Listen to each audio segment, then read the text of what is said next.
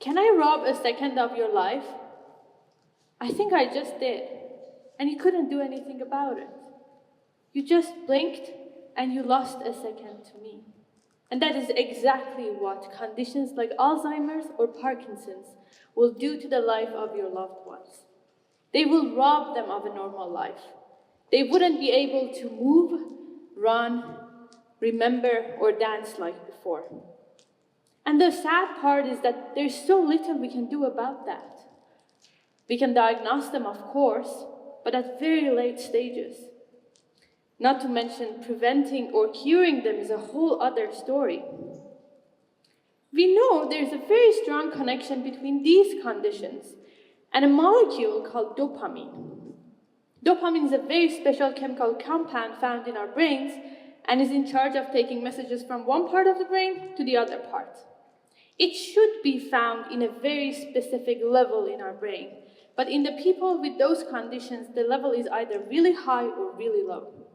So if you were able to have a device to study the dopamine level in a patient's brain, you would be getting closer to knowing the brain itself and having a better chance at curing them. There is just one method nowadays. It's by using an imaging machine called an MRI.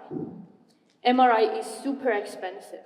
It is so big you have to build an entire hospital around it, and you will have your results once per month at best. So imagine if you designed a chip that could go into a patient's brain. It would be small and flexible. You will have online results. It would be just sensitive to dopamine and dopamine only, and it wouldn't change your brain activity. That's great, right? None of the above is true for MRI. So my colleagues and I are trying to make that chip. And so far, we have narrowed it down to an electrochemical sensor. We have taken a small carbon platform, we have sprinkled some metallic particles on it, changing the platform to a dopamine magnet.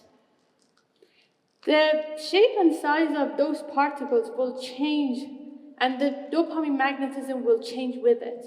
So far, we know the most effective shape and size of those particles. Now we will be moving towards testing how it will do in your body, how your body will react to it. If we are successful, we would be able to introduce a whole new method so your loved ones will be cured and diagnosed way earlier than now.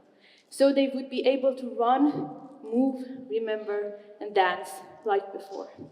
Thank you so much.